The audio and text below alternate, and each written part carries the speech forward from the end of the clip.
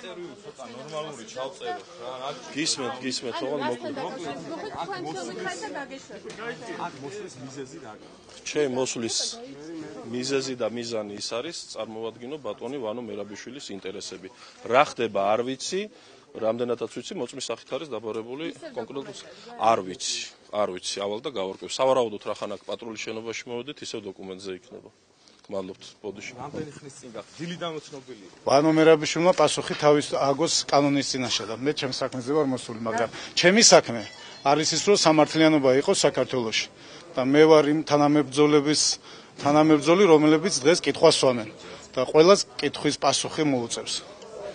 ისე როგორც საჭიროა. თქვენი მოსვლის მიზეზი რა არის? ხარცდასა. მე ხა ალბათ აშკარა არის, რატოც მოვედი.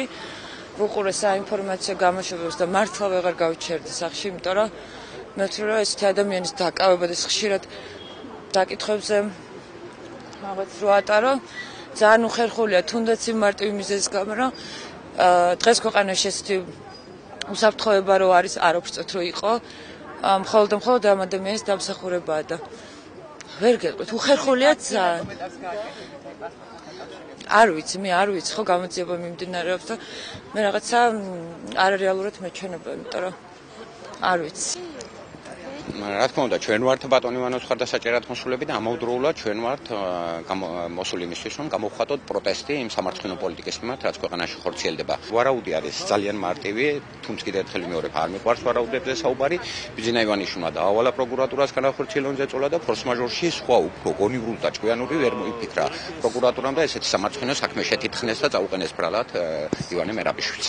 ამორო ყოფილი შინაგან საქმეთა მინისტრი საქართველოს პრემიერ-მინისტრი ვანო მერაბიშვილი, რომელმაც 9 წელიწადში საქართველოს დაცვის დადო საქართველოს განვითარებაში ისეთი შედეგი, რომელიც არც ერთ მთავრობას ასეთი მოკლე პერიოდში არ ახსოვს და ვანო მერაბიშვილის დღევანდელი დაბარებები იმ უწყებაში, რომელიც ვანო მერაბიშვილმა დააყენა ფეხზე, არის პირდაპირ შეტევა ქართულ დემოკრატიაზე.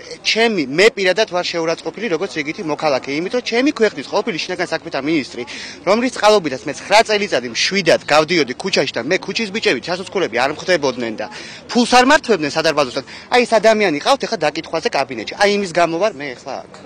გიორგი მაზმანიანი.